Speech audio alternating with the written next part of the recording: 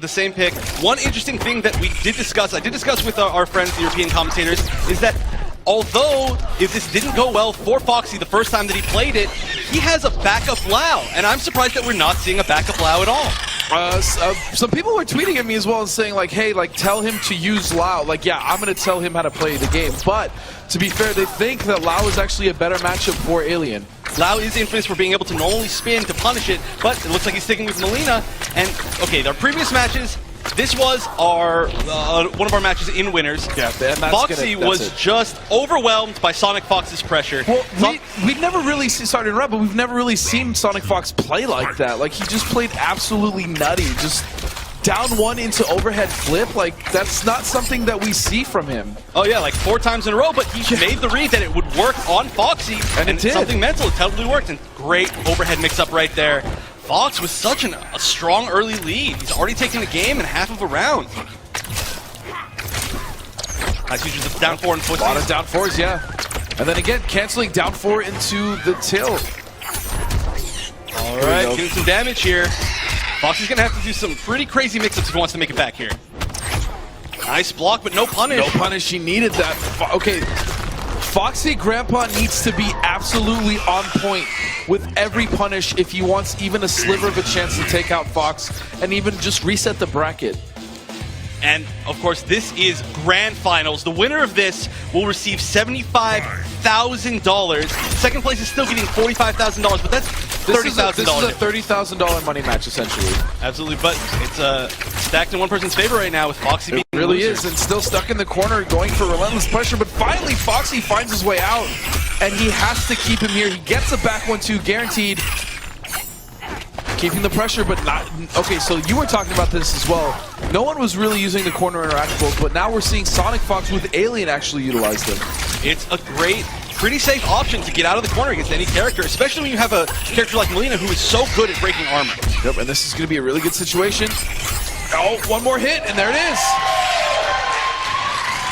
Using the low size after the back 1-2 to lock down the Fox, that was a very smart decision from a Foxy Grampa.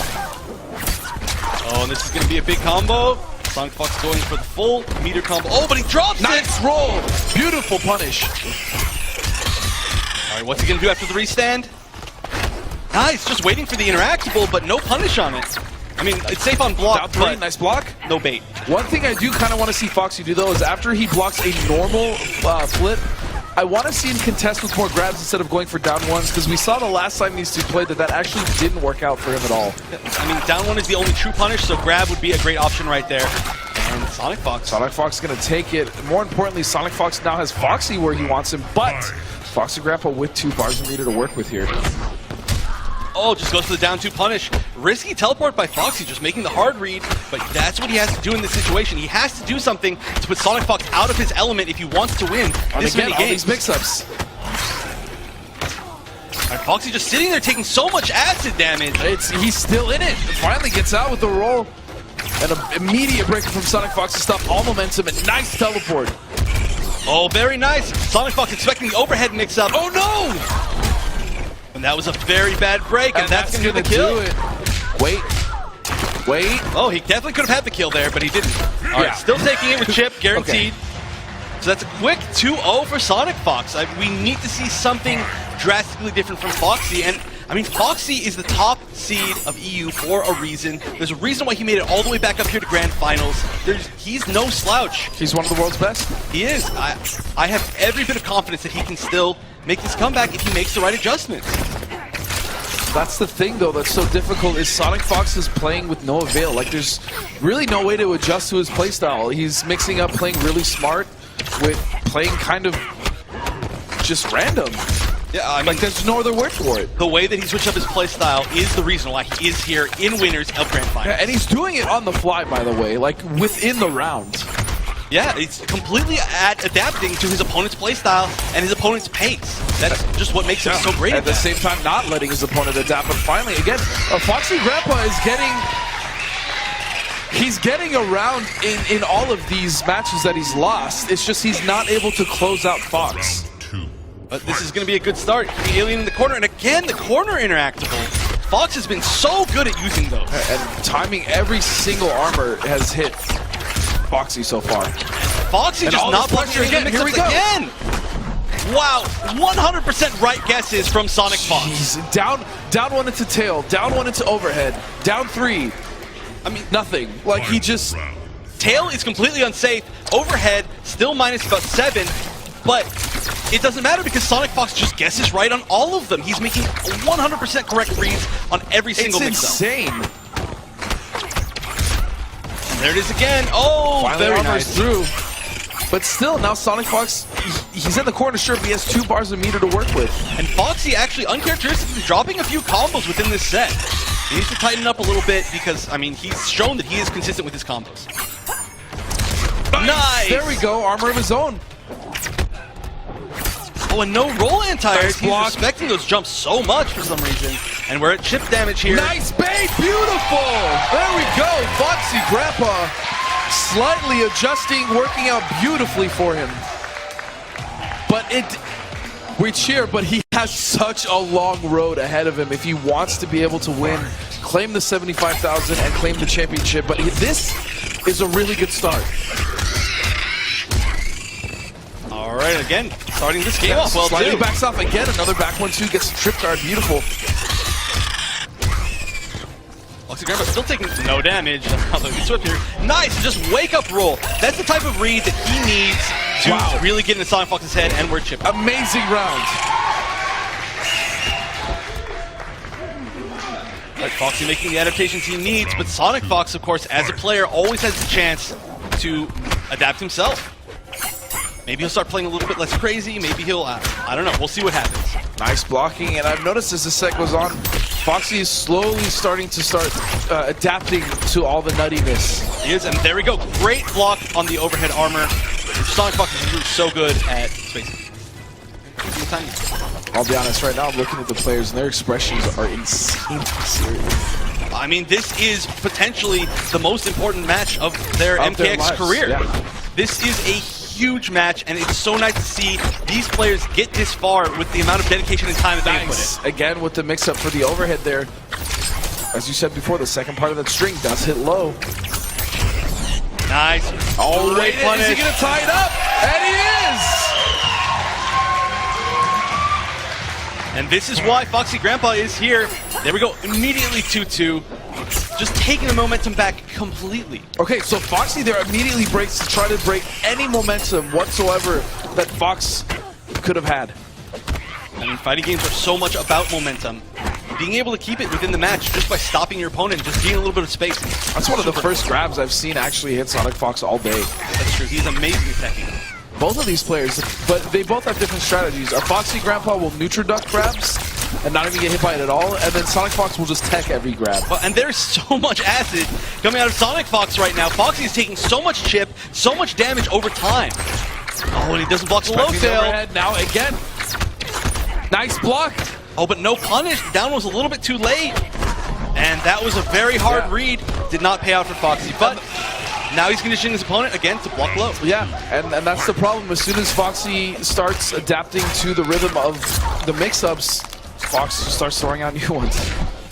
Oh, great teleport. That's a hard read. Oh, almost broke that armor, but wasn't quite fast enough on that. That's going to put Foxy in a terrible situation. Breaking, but he's still standing in that acid, taking so much damage over time. Trying to slowly chip out. Oh, no. That was definitely a mistake. He pressed down one too early. Nothing came out. He just stood there. Needs the punish, and here we go. This should be a guaranteed back with you. Guaranteed pressure in the corner for Foxy Grampa. Oh, and he just gets out. Foxy's not stopped him from using that at all. Yeah, you need to make a very hard read to beat that. And Sonicfox going up 3-2. Immediately going straight into rematch. Oh, no. We have seen that so many times over the course of the past 8 weeks. You cannot jump over Alien's tail. That has one of the highest anti-air hitboxes in the game. So many people have been caught trying to bait it by jumping over it. You do not do that. Nice block again. Like you said, punishing that with a down one, it can, but still, the grab mix-up would be nice to see. And beautiful anti-air by Foxy. Putting Sonicfox in the place that he wants him. Oh, and now, wow, complete run-up throw. That is showing how much Foxy is respecting Sonicfox right now. Nice. Using that down forward, great footsies, and oh, hard knockdown. Why not just go for the kill? No, there's nothing you could have done about that.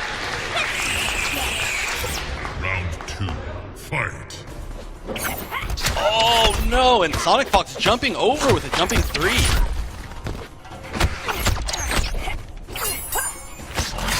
Okay, still fighting on the left side, and there we go. That's going to be a punish. That was some great patience by Foxy. Oh, a drop? Oh, no, it wasn't a drop. It was a bait. Beautiful. And here we go again. And there's the overhead mix-up where the low is in the string again. Oh, no conversion. Great anti-air. Oh, but the last hit of the string missed. Yeah, that's very dangerous. It's going to be a very, very scary situation for Foxy. Foxy does have one bar. Nice block. That's going to do it. What a block.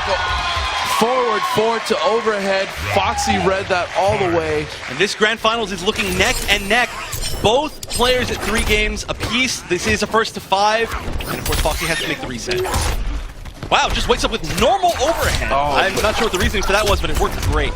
And fortunately, that roll didn't work out at all for Foxy. I mean, he's been pretty on point with landing those, but Sonicfox has actually baited them out most of any player today. And again, a great read on the teleport. Oh, breaks the armor. I love the stagger pressure here from Foxy, but Sonicfox, that was so risky, but it worked. Foxy is absolutely willing to make all of the hard reads, all of the risky reads. That is going to be the round. They pay off for it. Foxy's like, you know what? I can be pretty random too, my man. Toss a roll here, toss a roll there, no big deal. All right, now Foxy has X-Ray. I'm not sure if he's going to use it or if he's going to use it for Breaker like he usually does, but X-Ray is always a valuable asset formally. Absolutely. We've seen him use it. Telekick into X-Ray to close out a round. It does about 40%. Oh, it does so much damage, but looks like we're not seeing it this round. Oh, and is he going to get whiff punish? Again. No, but still. Wow. He's not afraid. Sonicfox pressing buttons at his back 1-2, and Foxy's just making all the right reads. Again, beautiful. And this is something we saw in their first set in winners. Sonicfox was jumping at Foxy a little bit too much. Foxy was getting so much damage off of that. Right. And we're starting to see it again. Oh, this is gonna. Oh, use the breaker. That's risky. Oh! No! Oh, but he lands on it! I don't know anymore. We're still chip like. Oh, the up no! Oh my God! What a scramble! That was going back and forth between both players so many times right there. I didn't even know who won. There is no bias in this room, by the way. I just want to throw that out there. Oh, very nice block, but no punish on the crawl. All right, good staggers by Foxy. Finally hitting Sonicfox with a throw. Oh, and again, no bait at all in that interactable. Sonicfox has been 100% on getting out of there. Should have been a punish, though. Oh, and there we go, mixing up the overhead with a low is in the string. This might be enough to kill. Still in that acid. I'm surprised he didn't reset him right there. He could have gotten something almost guaranteed, and that should be it. Oh! Foxy Grampa has a chance. What's the mix-up? No. Oh, no. Another uncharacteristically dropped combo. That's 2 drops that cost Foxy that game. Yeah, he could have had a guaranteed pressure after that, but he didn't take it. Sonicfox, 1 game away from being your Season 3 champion. Again. Yeah, with the 3-peat. I mean, that's what he was showing 3 fingers when he came out, man. He's saying, I'm going to win the 3rd one. All 3 in a row. Show me potato salad. All right, hits him with the flip. Very nice. And Foxy is so much poison on him right now. He is just disgusting to watch. So much damage. And he's still in that poison. That's going to be the game. Wow. CR Sonicfox on tournament point. Oh, and a great whip punish with the down 4. Wow, that was he's completely changed his playstyle now. He was going for just spacing with a down 4. Yeah, that's all he was doing. He's played so much more of a zoning game this game. This is looking so good for Sonicfox. Can Foxy pull this off? He does have 3 bars. X-ray. One more hit could do it. Oh, he baits the armor. One more hit. And that's it. Sonicfox with the 3-peat. Wow. 3 seasons. 3 championships. That's your winner, ladies and gentlemen, CR Sonicfox.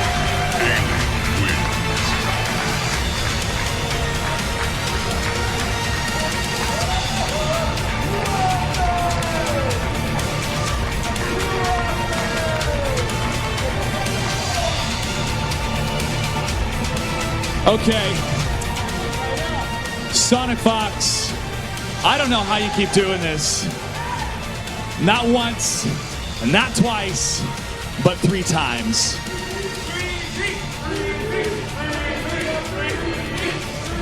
First of all, during this season, this was the first time that you were not the #1 seed. Did it feel more difficult to make it to this moment right now, or did you have it in the bag the entire time? I actually had it in the bag the entire time. So let me explain. So I think it was out of pure luck that I got the second seed, because looking at the first and third seed, there were a lot of major threats like Scar, Dragon, and like Hayate all on the other side that took me out easily. However, me getting the second seed was actually to my benefit, because all I had was Foxy that like I was scared of on my side. I'm sorry, that's how I felt. And I felt like I can go 50-50 with Foxy and beat him, and we are. All right, Foxy Grampa, this impeccable play coming from you, representing the UK, and now taking home $45,000. I'm sure you and your team and the rest of the Europeans are very proud of you. What was the question again? I'm sure everybody's very, very proud of you. Oh yeah, maybe, probably are. But I should have beaten this fool, but whatever. That's right. I know you like that up 3 on your teleport. All right, well, gentlemen, from the inception of the Fatal 8 all the way to Season 3, we have seen some of the biggest and best moments when it comes to fighting games, with especially Mortal Kombat X. What would you like to say to NetherRealm and ESL, who made all of this possible? I just want to say thank you so much, NetherRealm. Like, this game is OD no matter how much people complain about the game. I love Ed, who like made this amazing game for Mortal Kombat X, even though people keep complaining about Alien. Yeah, you can hold that. And yeah, like, thanks so much. Like, I love this game so much. I love the community, and hope to see some more, you know? All right, and finally, Sonicfox, what would you like to say to all of your fans and to everybody that is going to continue to support you in your career? So I want to first give a shout out, first of all, to everybody coming out here. I mean, yeah, like, guys came, made this event happen. And shout out to, obviously, NetherRealm, you know, making this whole thing happen. The ESL staff for being so kind and, you know, not making me starve. Mike Z up there in the crowd, actually, I love him. He was like here with me. He's covering up. He was here with me, the whole crowd. My brother and cousin and his friend, Trey, all over there. You know, shout outs to you guys for coming out and supporting me. My family back at home, obviously the furries. Skullgirls community, you know, hold up. I had something in my pocket. I might have dropped it. Where is it? It's on the chair. It's on the chair. Your team's got you. There it is. I actually had Swords of Revealing Light card that I don't know where I put it. Yes. We'll find it later. We'll find it later. All right, ladies and gentlemen, give it up for our runner-up one more time, a Foxy Grampa. And let's hear it for your 3-time Mortal Kombat X Pro League champion, CR Sonicfox.